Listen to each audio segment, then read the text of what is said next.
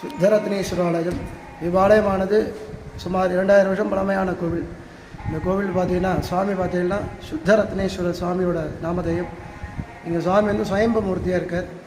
சுயம்பமூர்த்தி எப்படி வந்து சுவாமி வந்திருக்காருன்னா, இந்த பில்வாரண்ய க்ஷேத்திரம்னு சொல்லக்கூடிய ஸ்தலம் அது. பில்வ வனக்காடாக இருந்த பகுதி.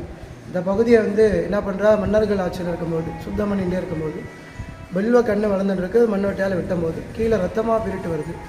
எப்படி ரத்தமாக பிரிட்டு வருதுன்னு சுவாமி பயந்துட்டு வெளியில் போயிட்டா எல்லாரும். அப்புறம் வந்தப்போ சுவாமி அப்படியே மேலே வந்திருக்கார். இந்த ரத்தத்தை நிற்கிறதுக்கு பில்வ தலையை அரைச்சி சாத்தினோடனே நினைப்பு எடுத்து சுவாமி இங்கே கோவில் எடுப்புன்னு மன்னர்கள் உத்தரவு. ஒவ்வொரு மன்னர் கட்டப்பட்டிருக்காங்க. ராஜராஜ சோழர் கோவில் ஃபினிஷ் பண்ணியிருக்கார். இது வந்து பராந்தக சோழனோட கட்டமைப்பு 5ஆம் நூற்றாண்டில் இங்கே எடுக்கப்பட்டிருக்காங்க. அதுக்கு முன்பதாக இந்த கோவிலை கட்டமைக்க பண்ணியிருக்காங்க. இங்கே சுவாமிக்கு ஏற்றாப்புலேயே பார்த்தீங்கன்னா பிரம்ம தீர்த்தம் இருக்கும். பிரம்மனால் உருவாக்கப்பட்ட தீர்த்தம். பிரம்மஹத்தி தோஷ நிவர்த்தி ஆகும். பிரம்மாவுக்கு வந்து இந்த கோவிலில் சாப்ப விமோச்சனப்பட்டிருக்கு. அதாவது அந்த தீர்த்தம் எப்போ உருவாக்கியிருக்காருன்னா, இது கலியுகம், போன யுகம் வந்து துவாபர யுகம். அதில் வந்து அவருக்கு ஒரு சாப்பம் ஏற்பட்டிருக்கு. அந்த சாப்ப நிவர்த்திக்காக இந்த பூலோகத்தில் முக்கியமாக பார்த்தீங்கன்னா ரிஷிமார்கள் தேவர்கள்லாம் வனக்காடுகளில் மட்டும்தான் தவம் பண்ணுவாங்க. அங்கே தான் அமைதி காக்கும். அதனால் இங்கே தவம் பண்ணுற சுவாமி காட்சி கொடுத்து அருள் பாலிக்கிறார். இங்கே இது பண்ணதுனால இந்த இடத்துல தீர்த்தம் உருவாக்கணும்னு சுவாமி உத்தரவு. தீர்த்தம் உருவாக்கி எல்லா புனித நீரும் ஒரே இடத்துல சுவாமி இங்கே பிரம்மா உருவாக்கியிருக்கார். இன்ன வரைக்கும் இந்த தீர்த்தம் மற்றா தீர்த்தமாக காணப்படுது. சோழராஜருக்கு வந்து இந்த தீர்த்தம் சாப்பிட்டு பிணி தீர்த்ததா ஸ்தலம் வருது கூறப்படுது. இங்கே பார்த்தீங்கன்னா அது இல்லாமல் இங்கே மாசி மாதம் 12, 13, 14 தேதிகளில் சூரிய பெருமான் டைரெக்டாக ரீச் ஆகுறார். அது ரொம்ப விசேஷம்.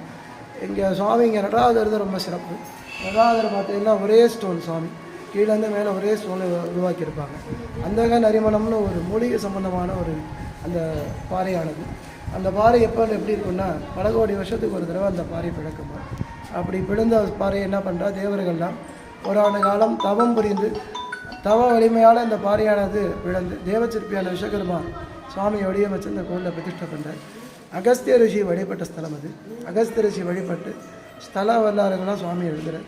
இந்த கோவிலில் நடராஜர் வந்து வயிறு சம்பந்தமான பிரச்சனைகள்லாம் நிவர்த்தி பண்ணுவார் எழுதுகிறார். எப்படி அதுக்கு இதாகுது அப்படின்னா, இங்கே வந்து பார்த்திங்கன்னா பஞ்ச நதன நடராஜர் சுவாமி பேர். நதனம்னா நீர் சான்ஸ்கிரிட்டில், பஞ்சம்னா 5 விதமான தீர்த்தத்தை சுவாமி எப்போதுமே அவரோட இதில் வச்சுருக்காரு. இங்கே சாஸ்திரம், இங்கே புராணங்கள் கூறப்படுது.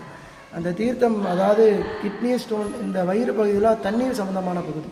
இதெல்லாம் பார்த்திங்கன்னா இந்த சுவாமியோட நடராஜர் 10 இருக்கும். நடராஜர் 10 பாடல் இருக்கும்.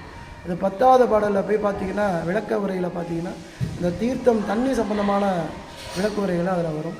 அதனால தான் வந்து இங்கே நடராஜர் வந்து வயிறு சம்பந்தமான